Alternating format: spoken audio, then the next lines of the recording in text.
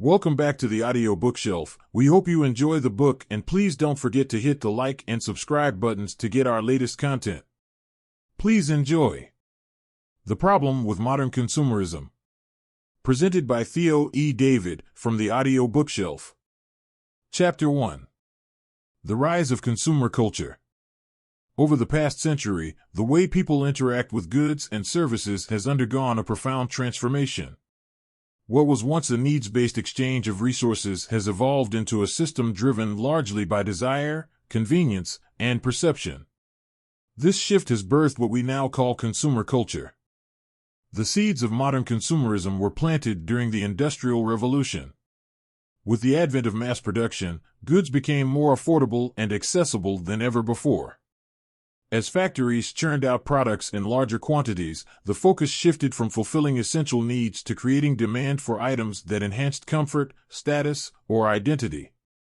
By the mid-20th century, marketing and advertising played a pivotal role in shaping these desires, transforming the marketplace into a realm where wants could often outpace needs.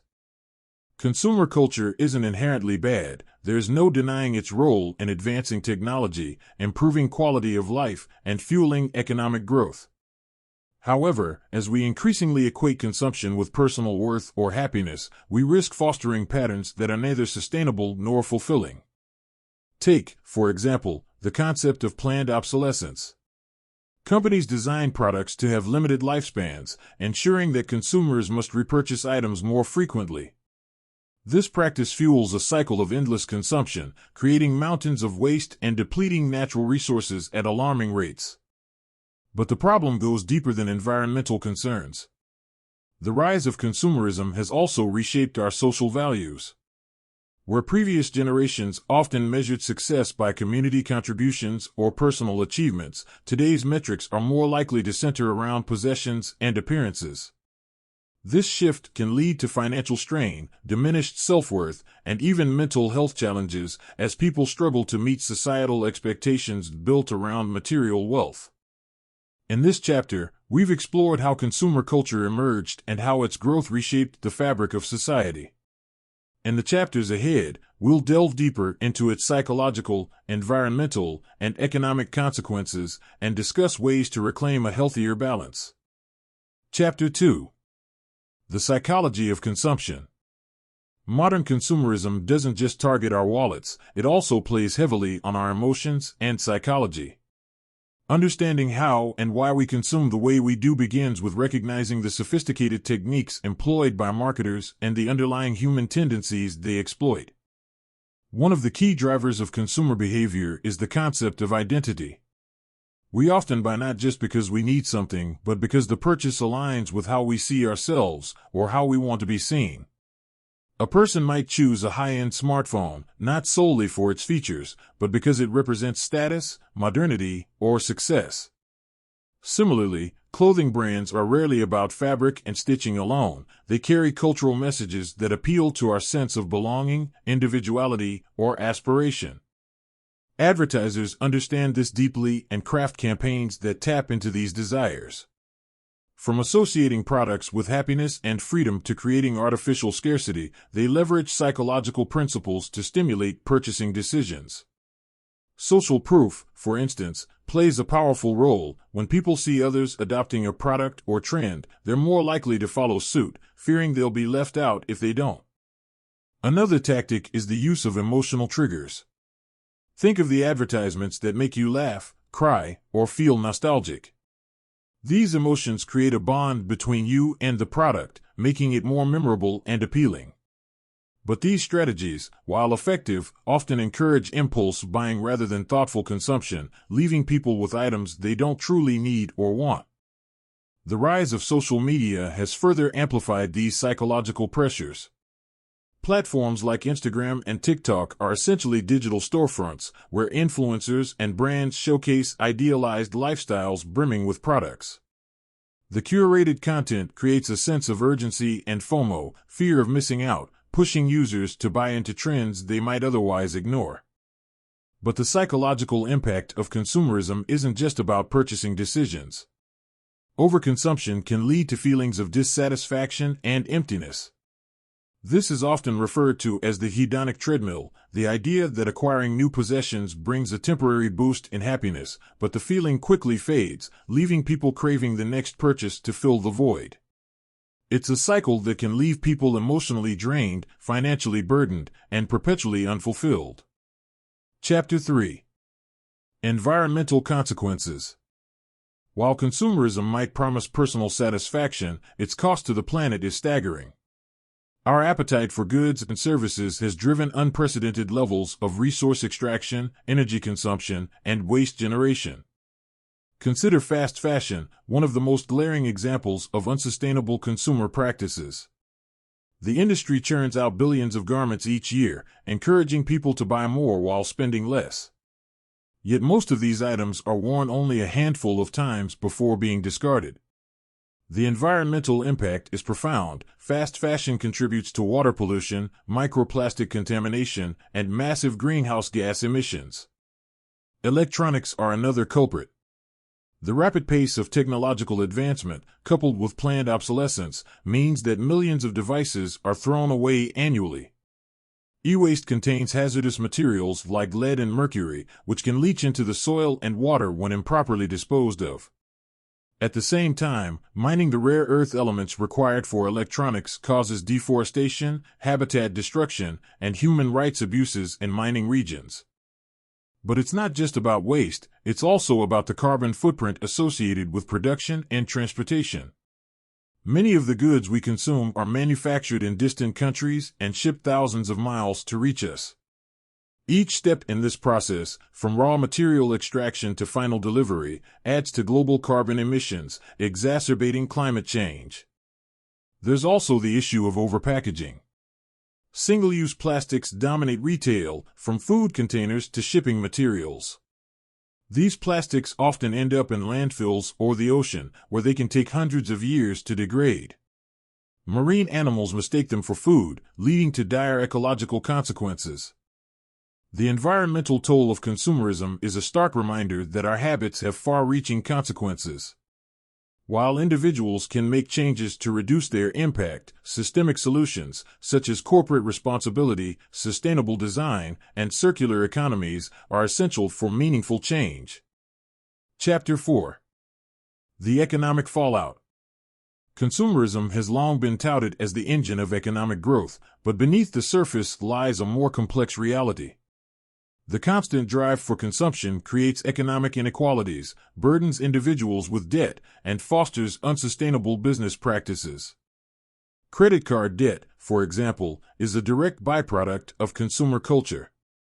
With easy access to credit, people often spend beyond their means, accumulating financial obligations they struggle to repay.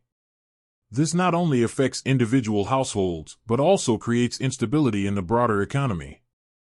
Additionally, the pressure to consume encourages businesses to prioritize short-term profits over long-term sustainability.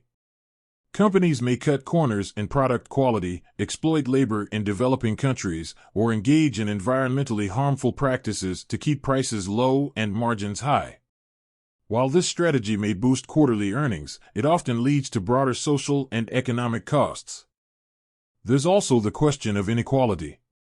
While consumerism might appear to democratize access to goods, it often exacerbates divides. Wealthier individuals have the means to indulge in luxury items and experiences, while lower-income households may struggle to afford even the basics. This disparity is further magnified by the societal emphasis on material success, which can stigmatize those who cannot keep up. Governments, too, are not immune to the pitfalls of consumerism.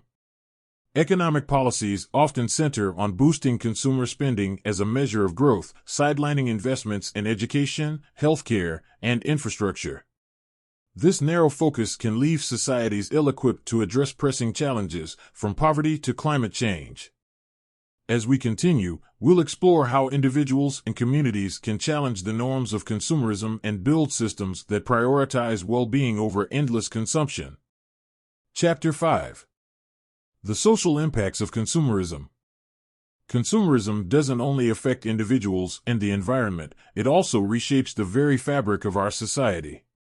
At its core, Consumerism fosters a culture of comparison, competition, and superficial values, eroding deeper social connections and community cohesion. One of the most visible social consequences is the rise of materialism.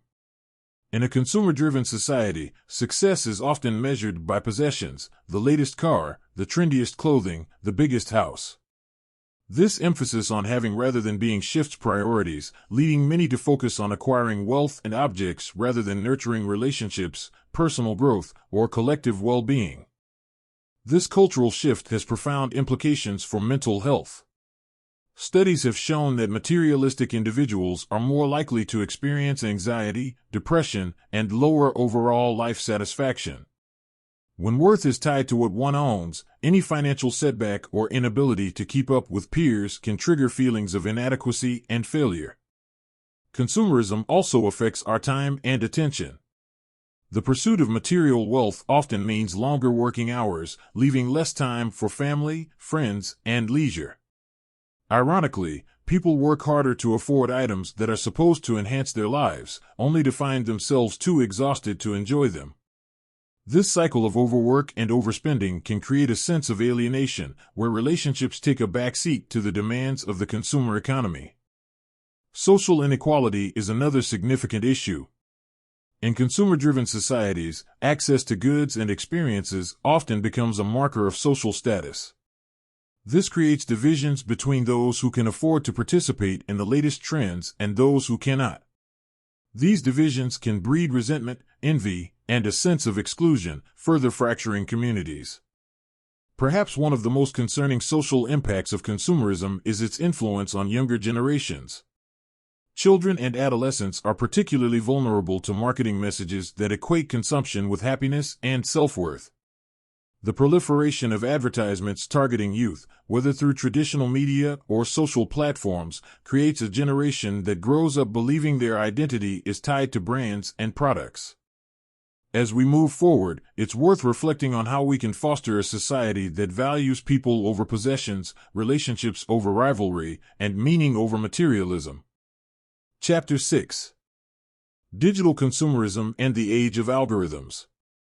The digital age has transformed consumerism in ways that were unimaginable just a few decades ago. Online shopping, social media, and data-driven advertising have created a hyper-personalized consumer experience, one that is both convenient and dangerously manipulative. At the heart of digital consumerism are algorithms.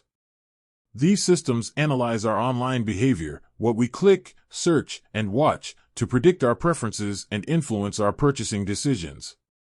If you've ever searched for a product and then seen ads for it across every website you visit, you've experienced the power of algorithmic targeting. While this personalization can feel helpful, it's important to recognize its darker implications. Algorithms are designed to maximize engagement, not to act in your best interest. They encourage impulsive purchases by showing you items at moments when you're most likely to buy, such as during late-night browsing or moments of emotional vulnerability. Social media amplifies this effect by seamlessly blending content with commerce. Influencers, for example, often promote products under the guise of personal recommendations, blurring the line between genuine connection and marketing. The result is an environment where users are constantly exposed to subtle, persuasive messages encouraging them to spend. Subscription models are another hallmark of digital consumerism. Streaming services, subscription boxes, and software-as-a-service platforms have shifted the way we consume. Instead of owning, we now rent or subscribe, often paying indefinitely for access to content or products. While this model offers flexibility, it can also lead to a sense of dependency and financial strain, as monthly fees pile up over time. The digital marketplace also fosters a culture of immediacy. With one-click purchasing and same-day delivery, consumers are encouraged to prioritize convenience over deliberation. This buy now, think later mentality fuels overconsumption and undermines the concept of mindful spending. As digital consumerism continues to evolve, it raises critical questions about privacy, autonomy, and the ethics of persuasion. Are we making choices, or are choices being made for us? Chapter 7. Breaking Free, Strategies for Mindful Consumption. Breaking free from the cycle of modern consumerism requires a shift in mindset and behavior. While the system is pervasive, individuals and communities have the power to challenge its influence and adopt more mindful approaches to consumption. The first step is awareness. Recognizing the psychological, social, and environmental impacts of consumerism can help you make more informed choices. Ask yourself, why am I buying this? Do I truly need it, or am I being influenced by advertising, peer pressure, or emotional triggers? Minimalism is one approach that has gained traction in recent years. The philosophy of less is more encourages people to prioritize quality over quantity, focusing on possessions that add genuine value to their lives. By decluttering and simplifying, individuals often find greater clarity, freedom, and satisfaction. Budgeting and financial planning are also essential tools for resisting consumer culture. Setting clear spending limits and saving for meaningful goals can help you avoid impulsive purchases and reduce financial stress. Another strategy is embracing experiences over things. Research consistently shows that experiences, such as travel, hobbies, or time spent with loved ones, bring more lasting happiness than material possessions. Shifting your focus from having to doing can lead to a richer, more fulfilling life. On a larger scale, supporting ethical and sustainable businesses can drive change. Seek out companies that prioritize fair labor practices, environmental stewardship, and transparency. By voting with your wallet, you can help create a market that values people and the planet over profit. Finally, fostering a sense of gratitude can counteract the endless desire for more. Taking time to appreciate what you already have, not just in terms of possessions, but also relationships, health, and opportunities, can shift your perspective from scarcity to abundance. In the chapters ahead, we'll explore how communities and governments can work together to create a more equitable and sustainable future, moving beyond the pitfalls of consumerism to build systems that truly serve humanity. Chapter 8. The role of community in reshaping consumer habits. Individual actions are crucial for addressing the problems of consumerism, but collective efforts through communities can amplify change. Humans are inherently social creatures, and the norms, values, and habits of the communities we live in play a significant role in shaping our behavior. If we want to challenge consumerism, we must look at how communities can come together to foster sustainable and meaningful practices. One way communities can resist consumer culture is by promoting the sharing economy. Sharing resources like tools, vehicles, or even living spaces reduces the need for individual ownership. Car-sharing programs, community tool libraries, and cooperative housing initiatives exemplify how people can meet their needs without excessive consumption. By focusing on access rather than ownership, these systems create opportunities to build connections while reducing waste. Local economies also play a vital role in reshaping consumer habits. Supporting small businesses, local artisans, and farmers markets not only strengthens local economies but also encourages sustainable practices.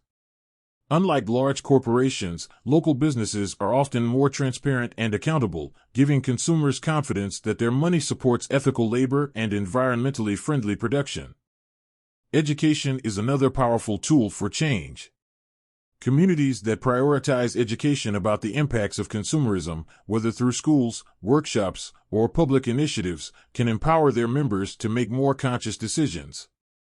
Topics such as financial literacy, environmental sustainability, and media literacy can help individuals resist the pressures of advertising and adopt mindful consumption habits. Events and social activities can also foster a sense of purpose beyond materialism. Community gardens, skill-sharing workshops, and repair cafes not only bring people together but also offer alternatives to the buy new mindset. For example, repair cafes allow individuals to fix broken items rather than discard them, extending the life of products while fostering collaboration and creativity. Ultimately, community-driven change challenges the isolation often associated with consumer culture. By building networks of mutual support and shared values, communities can redefine success and happiness in terms of relationships, creativity, and collective well-being rather than possessions. Chapter 9. Government policies and corporate accountability. While individual and community actions are important, addressing the systemic nature of consumerism requires intervention at the governmental and corporate levels.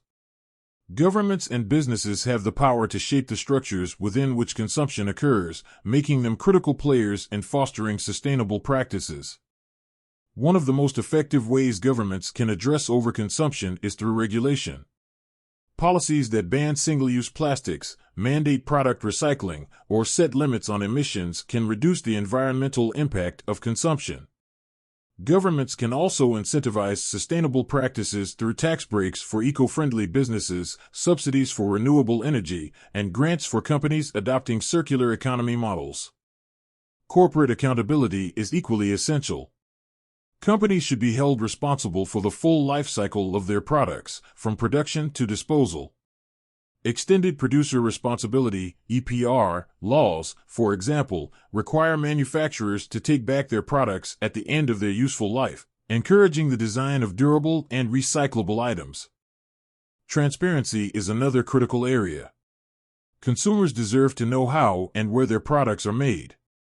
Regulations requiring companies to disclose information about labor practices, environmental impact, and supply chain operations can empower consumers to make more ethical choices.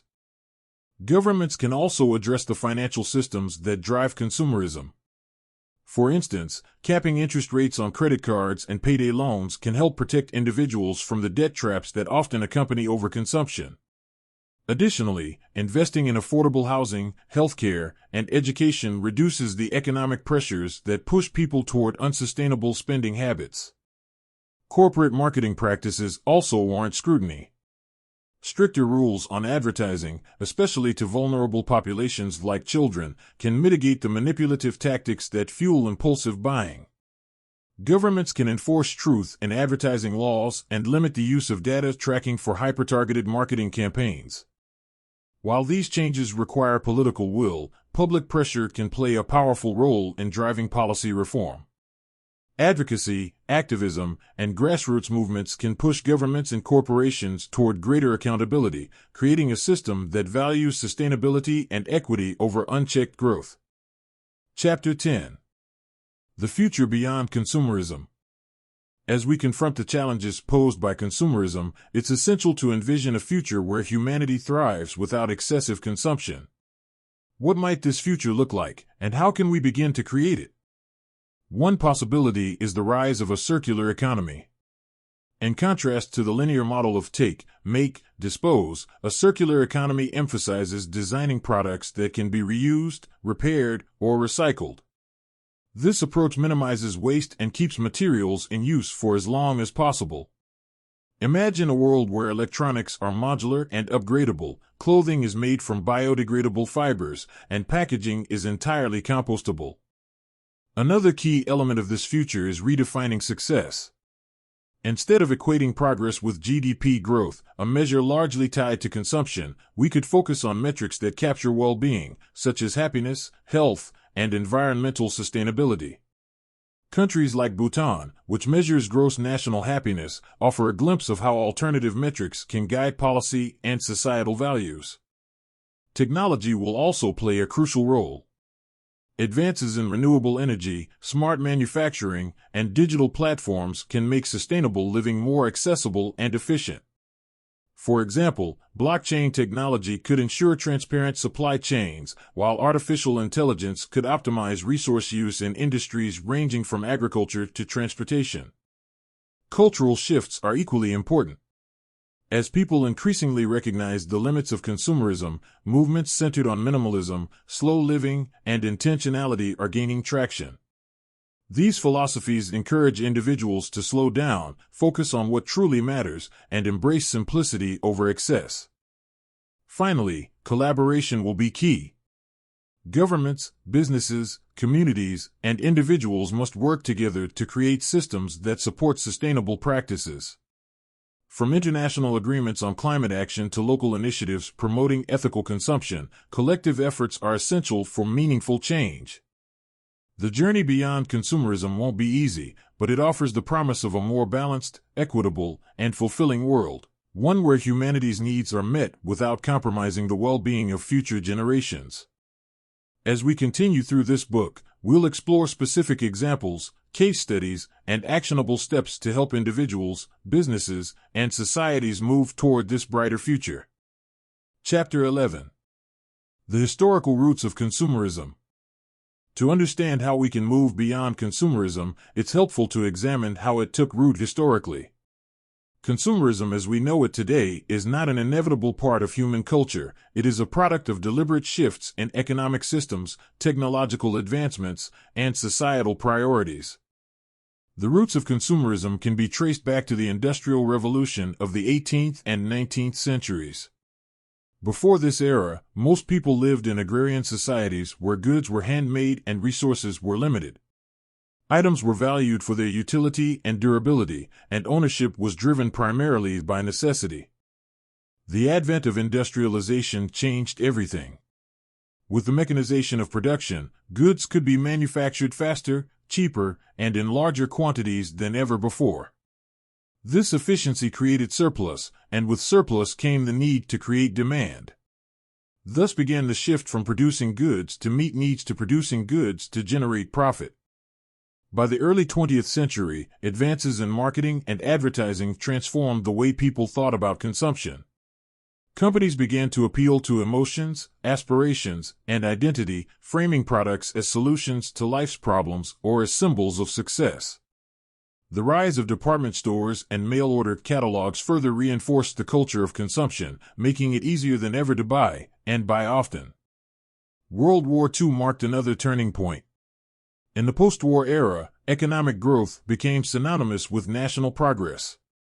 Governments encouraged consumer spending to rebuild economies, and the rise of suburban living in countries like the United States created new markets for household goods, cars, and appliances. By the late 20th century, globalization expanded consumerism to a global scale. Multinational corporations began producing goods in developing countries, where labor was cheaper, and selling them in wealthier nations. This global supply chain made products even more affordable, fueling a cycle of mass consumption and waste. Understanding these historical trends reveals that consumerism is not a fixed state but a choice, one that societies have made based on economic incentives and cultural shifts. This insight gives us hope that different choices can lead to a new paradigm, one that prioritizes sustainability and well-being over endless growth. Chapter 12. The Role of Technology in Fueling and Combating Consumerism. Technology has been both a driver of modern consumerism and a potential solution to its challenges. Its dual role is worth exploring in detail, as it highlights the power of innovation to shape the future. On one hand, technology has accelerated consumerism in unprecedented ways. The Internet, for example, has made shopping as simple as clicking a button. Online retail giants like Amazon and Alibaba offer millions of products at competitive prices, often delivered within days or even hours. This convenience fuels impulsive buying and makes it easier for people to acquire goods they don't need. Social media platforms amplify this effect. With algorithms designed to keep users engaged, platforms constantly expose people to advertisements, influencer promotions, and product endorsements. The result is a 24/7 marketing machine that encourages overconsumption by blurring the lines between entertainment, connection, and commerce. At the same time, technological advancements have enabled unsustainable production practices. Automation and artificial intelligence have streamlined manufacturing, allowing companies to produce more goods at lower costs. While this efficiency drives economic growth, it also contributes to environmental degradation by increasing resource extraction and waste generation. On the other hand, technology offers powerful tools to combat the excesses of consumerism. Digital platforms can facilitate sustainable practices, such as peer-to-peer sharing, second-hand marketplaces, and repair services. Apps like Depop, ThreadUp, and Poshmark, for example, allow users to buy and sell pre-owned clothing, extending the life cycle of garments and reducing waste. Emerging technologies like blockchain have the potential to increase transparency in supply chains. Consumers can trace the origins of products to ensure they are ethically and sustainably sourced. Similarly, advancements in renewable energy and smart materials can revolutionize manufacturing, making it possible to create goods with minimal environmental impact. Artificial intelligence and data analytics can also be leveraged for positive change. Imagine algorithms that help consumers make more informed decisions by highlighting the environmental and social costs of products. Retailers could use AI to optimize inventory, reducing overproduction and waste. Ultimately, whether technology exacerbates or alleviates the challenges of consumerism depends on how it is used. As individuals, communities, and societies, we must guide its development and application towards sustainable and ethical outcomes. Chapter 13. Reclaiming Time and Attention. One of the most insidious effects of consumerism is how it consumes not just resources, but also our time and attention. In a world designed to keep us shopping, scrolling, and seeking the next big thing, reclaiming these finite resources is a revolutionary act. The first step in reclaiming time is to recognize how consumerism infiltrates our daily routines. Advertising is everywhere, on our phones, in our inboxes, on our commutes, and even embedded in our entertainment. This constant exposure normalizes the idea that we should always want more, subtly nudging us toward unnecessary purchases. Social media platforms are particularly adept at capturing attention. They operate on a model of endless scrolling, where the next post, ad, or recommendation is always just a swipe away. While these platforms offer connection and entertainment, they also encourage a state of distraction, leaving little room for deeper reflection or meaningful engagement. To counteract this, we must create boundaries. Limiting screen time, turning off notifications, and designating tech-free zones can help break the cycle of constant consumption. Mindful practices, such as meditation or journaling, can also help refocus attention on what truly matters. Reclaiming time also means rethinking our relationship with work. In many consumer-driven societies, long hours and overwork are normalized as a means to afford more. However, this comes at the cost of well-being and personal fulfillment. Advocating for work-life balance, fair wages, and flexible schedules can help individuals prioritize experiences and relationships over material gain. Finally, finding joy in simplicity is a powerful antidote to the demands of consumer culture. Hobbies, time in nature, and meaningful conversations cost little but offer immense rewards. By shifting our focus from acquiring to experiencing, we can create lives that are richer in meaning and connection. In the chapters to come, we will explore practical steps for creating a life less defined by consumerism, from building habits that prioritize mindfulness to advocating for systemic changes that support a more balanced world. Thanks for listening, and please don't forget to hit the like and subscribe buttons and also click the small bell icon to receive a notification every time a new free audiobook has arrived. Thanks again.